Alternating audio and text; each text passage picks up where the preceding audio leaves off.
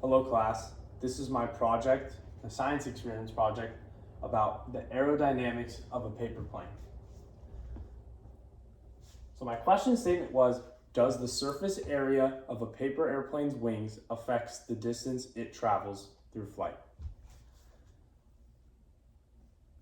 I predicted that the larger the surface area of each wing, the farther it would fly. I tested this by making two models of paper airplanes, each one with different wing sizes. As you can see, this one's wings have a larger surface area being the size of the surface of each wing in inches. So each wing is a triangle, so I was able to find this by doing 1/2 times base times the height, and then that is per wing.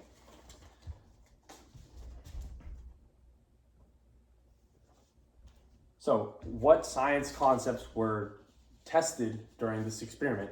The main science concept that was tested during this experiment was the aerodynamics of a plane and how it flies. Aerodynamics are how well an object can fly through the air. And so by testing the aerodynamics of the plane, there are multiple different factors on aerodynamics. There's the drag on the plane created by the flight, there's the push, and there's the pull. So obviously our surface area, which is the size of each wing in inches, and the aerodynamics, which is how well it can fly through the air. So how does the science concept apply to the experiment?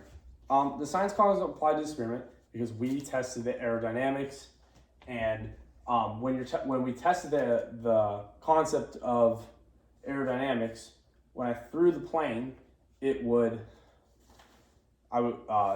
catch on the bottom, which would push it up and create pull, and push down, the air would catch on the top. And so I was trying to find the surface area of a plane wing that would allow for the smoothest and frictionless flight to get the farthest distance traveled.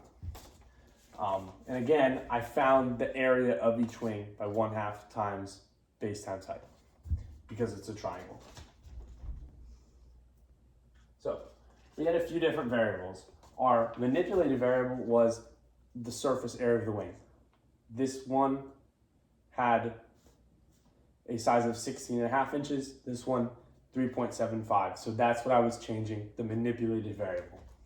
My responding variable, which was the distance traveled of each plane, which responded to what I manipulated, which was the size of the wings.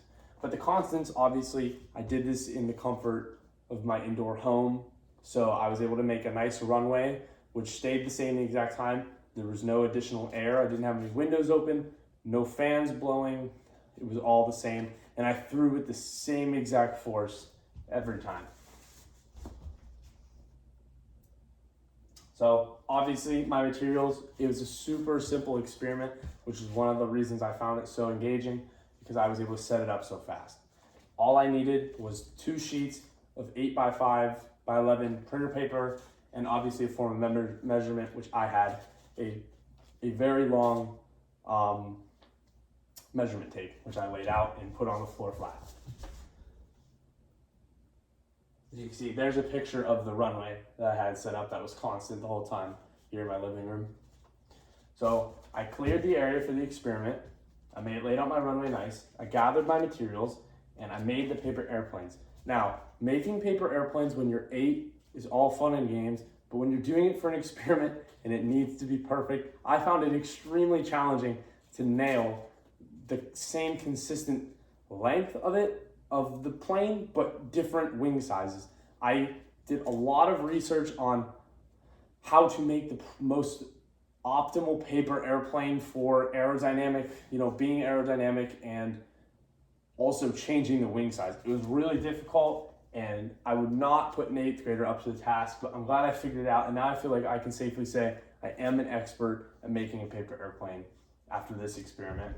And so after I made my super professional paper airplanes with printer paper, I tested it out. I recorded my data 10 times per plane. I took the averages, I got the mean, I laid it all out, and I analyzed my data.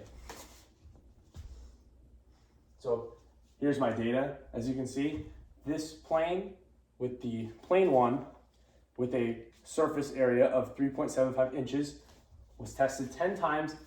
It totaled in 869 inches traveled over the 10 trials, and it had an average of 86.9 inches traveled. Plane 2 with its size, with a surface area of 16.5 inches per wing, traveled a total of 457 and an average of only 45.7. And again, here's my data. You can see there was no mode for this one. It was, plane 1 was all over the place. Plane 2 actually was, plane 1 went farther, but plane 2 was much more consistent. Here's my graph. As you can see, it represents that if you look at the averages, plane 1 almost doubled the distance of plane 2. So plane 1, the more narrow and streamlined one, outdid plane 2 with the larger surface area. So my results showed that the paper airplane with the wings with the surface area of 13.75 flew an average of 86.9 inches, and that was a lot farther than plane 2, which only flew an average of 45.7 inches. So I came to the conclusion, so I was completely wrong on my predictions, was that plane 2 with the larger, I assumed that because with its larger wings, I assumed that it could catch more air, and because of the pull, it would stay up in the air longer, but I was more wrong that it actually also created more drag and more push, which then slowed it down and put it into the ground. So this was a much less aerodynamic plane than this one. So again, in conclusion, to reiterate, my findings was that a much narrow, more sleek and tight design results in better aerodynamics while flying because it just reduces friction overall. This can be applied to real world studies.